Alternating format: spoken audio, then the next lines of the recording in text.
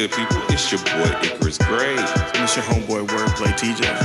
And this is the No Rhyme or Reason podcast, where we talk about everything. Everything for no reason at all. And we're live. Yeah. What's good, people? It's your boy Icarus Gray. And it's your homeboy Wordplay TJ. And this is the No Rhyme or Reason podcast, where we talk about everything. Everything for no reason at all. I'm back. excited. I'm very excited. Oh, me too. Yeah. We back for the first time in 16 years. Man. We have the Clipse. Hey, let's do it. Oh. That was anticlimactic, but okay. Correct. We're correct. Hey, yeah. That's better. There we go. That's better. That's better.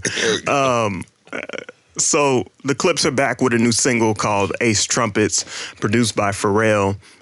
Their new album, what it was called, Let God Sort 'Em Out. Mm-hmm. I like that title. I do too. Pharrell is the main producer on this project and on this single. So we want to take a listen to Ace Trumpets. We want to break down some of the lyrics for you and talk about some of the lyrics, kind of what they mean behind the scenes, but also like not only what they mean, but like what is our interpretation of what's happening with the Clipse right now and why you should be excited that they have a new single and a new album out, a new album coming out on July 11th. So close. You ready? I'm ready. All right, let's take a listen. We'll start with the hook. Why is that so epic, so to speak? It's because of what the Clipse bring to the game. Out of all the drug talkers in the world, they are the most artistic to me with their talking. Their imagery is just untouchable. Yeah, and it also feels like, many people don't know this, but I'll splash it on the screen, Baroque art. Ooh. Are you familiar with that movement in art? I can't spell it, but Barouque. I actually know how to spell that one. That one. It's a nerdy, what's funny, One Piece thing is how I know how to spell Baroque. Yeah. But if you think about like things like the Sistine Chapel, you think about some of the Renaissance movement, some of the statues and fonts and Sorry, just in my head, all I heard was, if you want to know how to say Baroque, you just need to slow down. You Baroque. You need to break it down. Anyway, so all of that, but one characteristic of Baroque art is the gold and the inlays, the patterns, the sort of the layers and layers and layers of stuff that feels very busy but feels very epic and heavenly and may I say like just spiritual in nature, I think is a good way to put it. And often visually symmetrical in some way that like makes everything seem imbalanced. And that's why, like, even what you're saying about the parts that it can seem busy, when you look at it, your eyes aren't going to feel that way. No, because it's going to feel harmonic and balanced. So enough of my art talk. This is art talk. This is what they embody by, what Pusha T embodies when he says a lot of his choruses. I feel like just Pharrell and the rest of the group and No Malice, they're just leaning into how he brings up that conversation. Also, I believe that he's speaking in past tense. I do too. And I also think that the interesting part about the Clipse that I've always enjoyed is like, I feel like Push has grown exponentially. Because initially when the group first came out, I still am a No Malice or a Malice fan because there was more bars at the time. Because Push was a lot of all the sounds and everything when they first came out. So it wasn't as dynamic, or I didn't think it was as dynamic as like Malice, just no cut, just straight, pure Colombian, everything that he is spitting. Like Pusha came with like the entertainment value of it. Yeah, and Initially. I think what you recognize is No Malice's like maturity. Yes. There was always that level of separation. Whereas like I feel like you knew that Push was a guy that still had his foot somewhere in the game. Now he was the smartest dude that I've ever seen with his foot in the game than any other rapper ever, but like it's so I mean, good. in reality, it was Malice that had more of a foot in the game than than Pusha. True. Maybe I am. It's not. It's based off of their stories, right? So Yeah. Malice talks about like he's the older brother, and he did some of the things prior to, and then his little brother joined. Yeah. That's what it is, and it was more of like a family business than anything.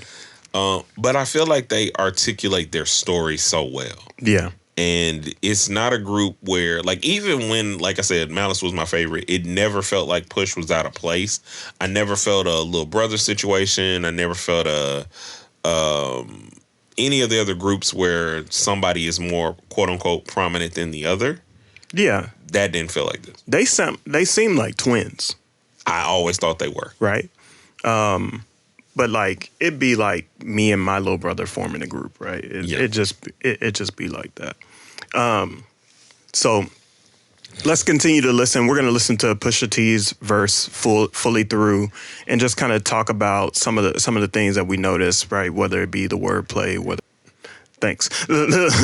it be the lyrics specifically, or any of the parts of the verse that we find intriguing. 2 bars that disturb me. Go ahead. Yellow diamonds look like pee-pee. Uh-huh. And then connect me to the Wi-Fi. I thought about the same thing. It's the most Push thing to do, though. It is, right? You exaggerate a little bit. And I like the fact that he continued to use the rhyme scheme and even forced the rhyme scheme. So it's like this is a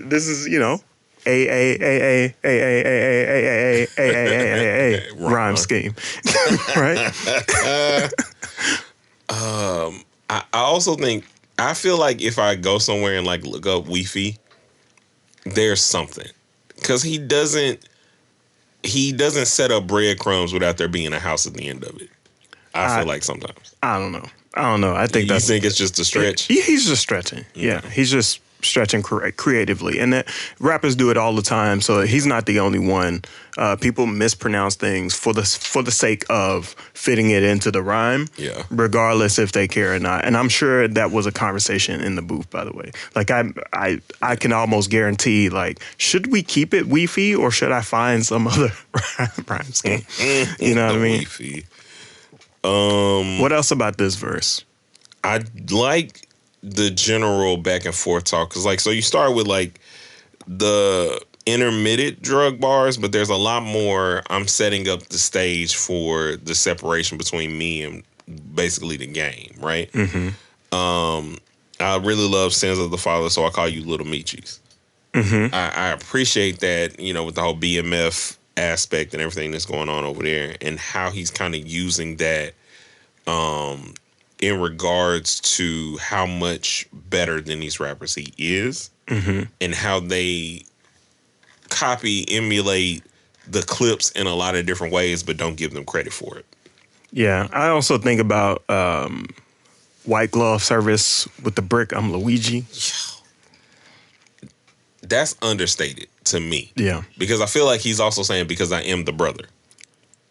That, and like I'm opulence. You know what I mean? Like, I'm here now. I've made it. Yeah. And it continues with that theme that we're talking about. Like, this is high art. This is not your normal painting. This is a painting surrounded by all of this architecture. Yeah. I also was thinking about this. I'm gonna look at Genius's connection because they were saying basically this is his subtle shot at Yeezy. Mm-hmm. And I didn't think it was a shot at Yeezy to be. Look at them and they still waiting on Yeezy. And I hope you got your squeegees and all sorts of stuff or whatever. I thought it was more like there are artists who are tied to that. I'm not. And y'all are waiting on something that doesn't have to be there, that never really had to be there at all. What are squeegees used for? Wiping away tears is what I thought. Or wiping away water. So I figured it was more like save your tears. Mm-hmm. That's what I think too. But I don't know. I don't get the. Do you think that's a shot at Ye? I think it's definitely a shot at Ye. And I believe that, like, I'm sorry, Ye would have been better off not getting on Pusha's bad side. I mean, that's a fact. He would be better not getting on anybody's bad side at this 100%, but like he's just absolutely wrong in every single way.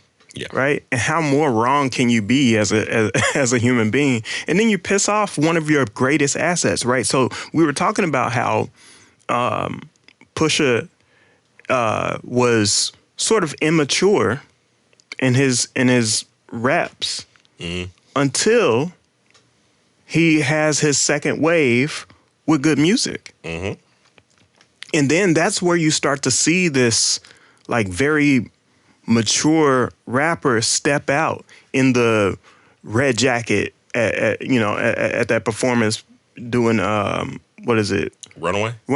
Yep. Yeah. That was like an immaculate coming out party for him at that time because the way he pushed his pen through in the good music era is undoubtedly untouchable. My Name is one of like the dopest albums I think pretty much ever created in a certain way. Sonically. Mercy, right? Yeah. Like all of those songs from that, the whole Good Fridays, Run, like those songs were 100%. I think in some of those songs you could pick your favorite verses from those, and Pusha T would always be one of the favorite verses. Facts. So it's very interesting to kind of see this comeback of it.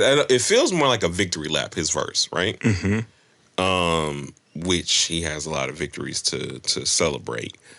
And then I think it gets into like the ones where I'm like, I think Life's Peachy, ASAP with Riri, that was a different.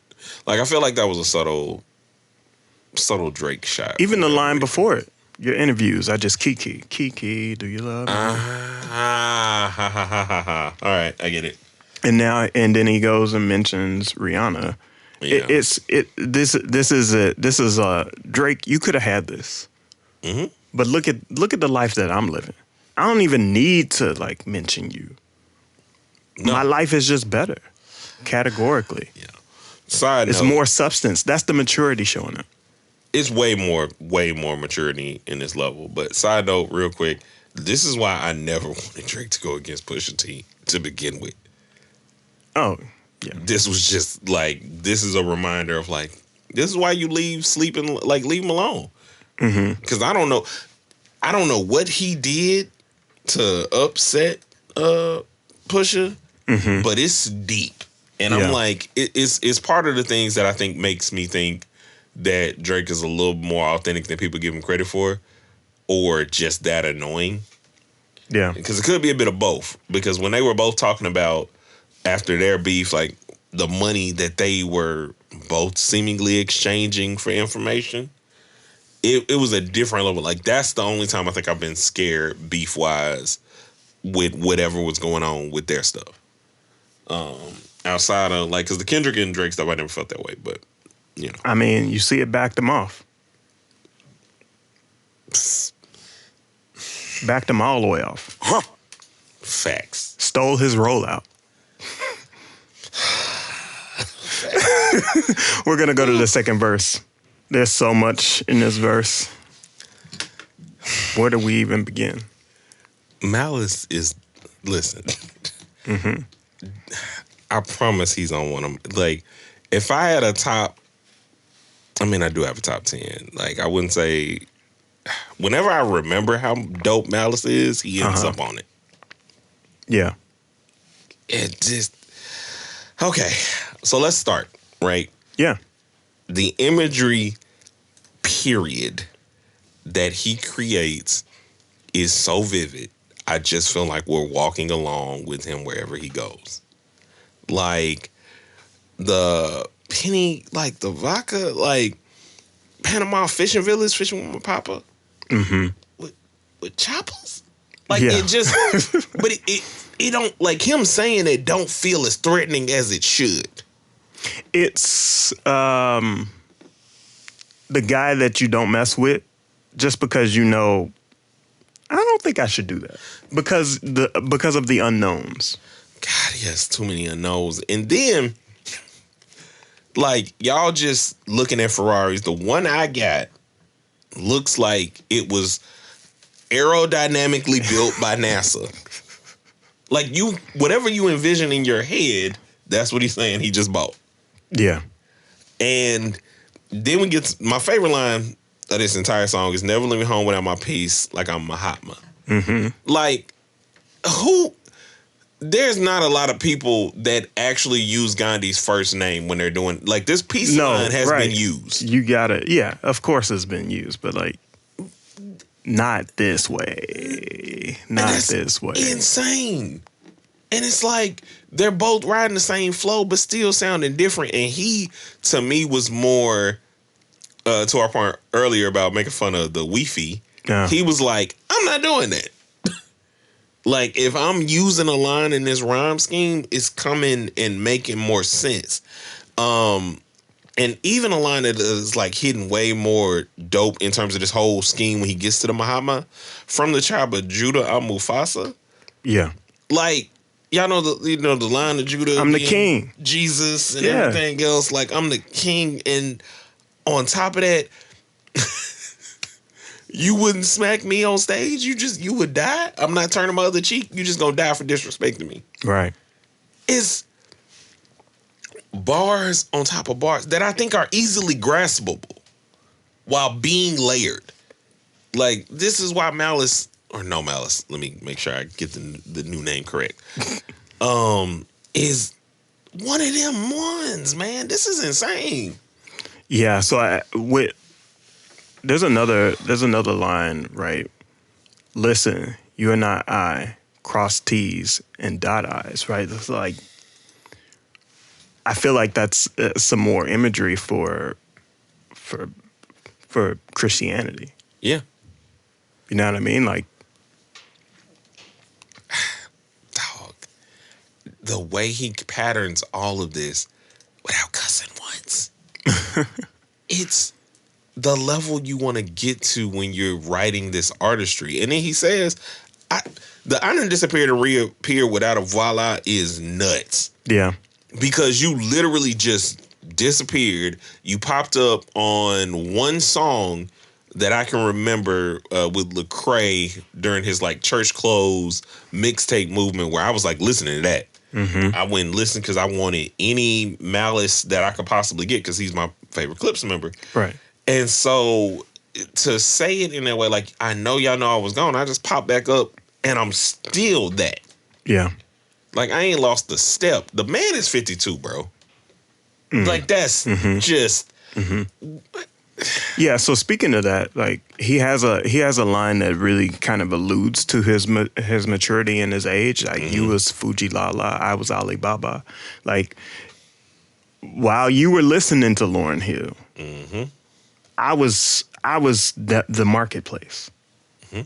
I was selling this. I was moving this. Right. I'm the buyer and the seller in this situation. I'm the middleman. Right. And it is deeper than like he could have like alluded to like Amazon, but instead he alluded to Alibaba because that's where we go and get the product to sell to other people. It's so crazy because I feel like the Clipse are the earnest rap black mafia in terms of how they sound. Like Drake can do a line about eating with whoever he wants, eating with, when he does all those Tuscany lines or whatever. But it ain't real. It's like this is his manufactured life. This is their actual This is life. their actual life. And the fact that they just like Pusha T would be Luca Brasi and Malice will be the Godfather. The enforcer that goes out and does all these things, and then you have this exquisite king in No Malice sitting on the throne saying I'm here, saying I'm not about no games, I'm not playing, like, and they do that on every song. Like, I don't think you can find a bad Clipse song to me. Yeah.